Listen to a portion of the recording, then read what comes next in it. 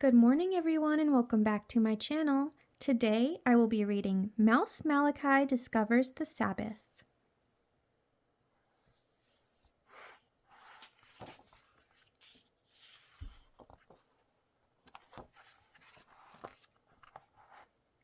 In Israel, we are the mice. Some people think mice are not nice. But we must live both us and them together in Jerusalem. Some mice are dark and some are light. Some like the daytime, some like the night.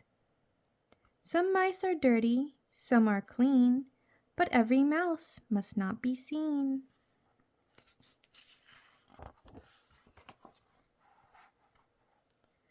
Mouse Malachi is brownish red, a spot of bright white on his head. He and his friends have one big home. They live inside a catacomb. The people dug them long ago, like secret hallways deep below. But in the cracks and all around, the mice live happy, safe, and sound.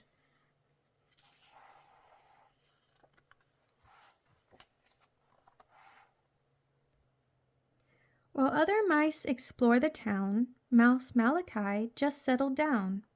He liked his mouse house in the clay and never wandered far away. A friend, Mouse Ava, came to call and said, "Let's go explore the hall." She'd been there many times before and knew a secret corridor.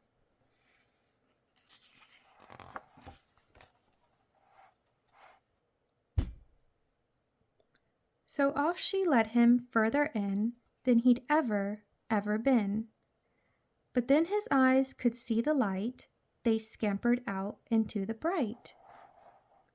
He followed her into a house and was as quiet as a mouse. The kitchen door was opened wide and busy people were inside.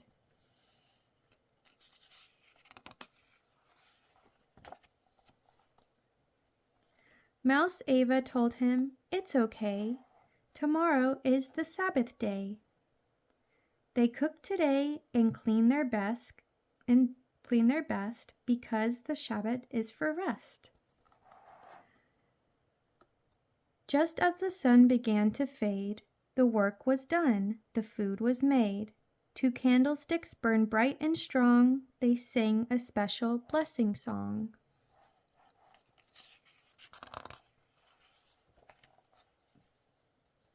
Mouse Malachi sat still and watched. His long black whiskers switched and swatched. But when they all sat down to eat, Mouse Malachi jumped to his feet. "Just settle down," Mouse Ava said. "The meal will start with juice and bread. But first a blessing serenade, and then a special prayer is prayed."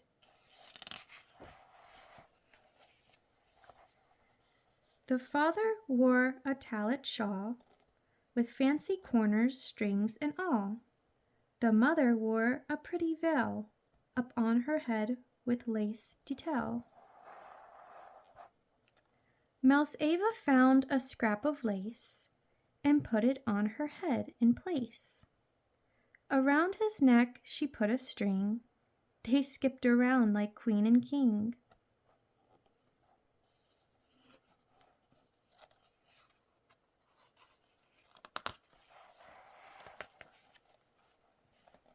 Then after prayer came juice or wine in fancy glasses, tall and fine. Then crusty bread made in a braid, called challah, nice and freshly made. The house was clean, the floors were swept. After the evening meal they slept. They woke up to the sunshine glow, then to the synagogue they go.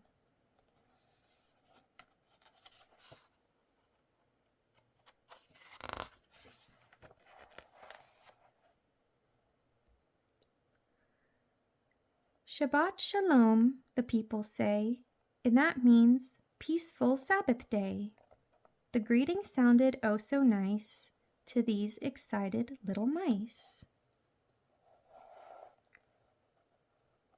They followed close behind the crowd and heard the Parsha read aloud.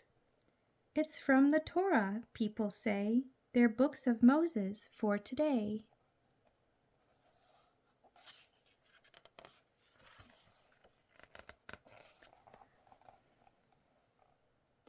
The mice stretched out under a chair, and no one knew that they were there. So then the rabbi came to speak, the best derasha every week. Mouse Ava hopped up on her feet. It's time for everyone to eat. They called it Oneg, follow me. It means delight, and I agree.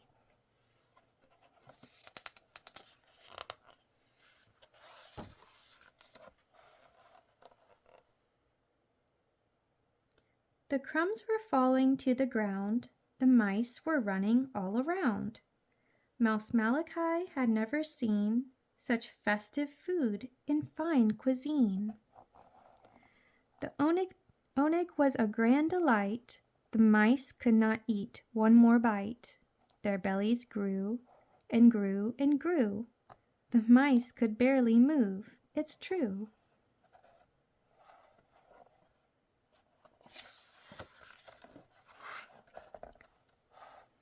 The mice knew they must wobble on to where the people all had gone. They're at the Midrash, Ava said, to talk about the scriptures read.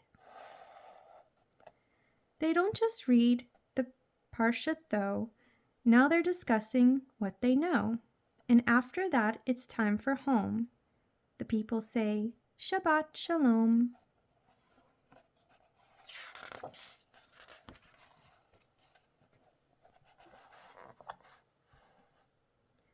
Mouse Ava and Mouse Malachi looked at each other with a sigh.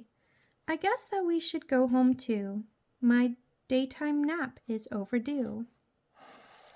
So off they hopped along the trails with perked up ears and swishing tails. They made it to the catacomb where friend Mouse Ava loved to roam.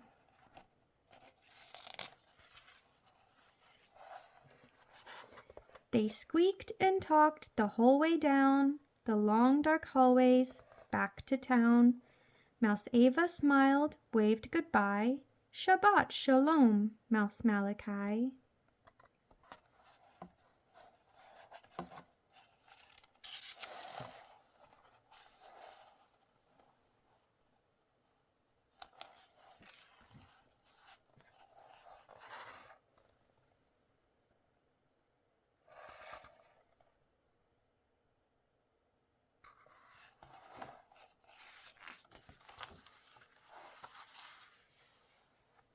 Thanks for watching, everyone. See you next time.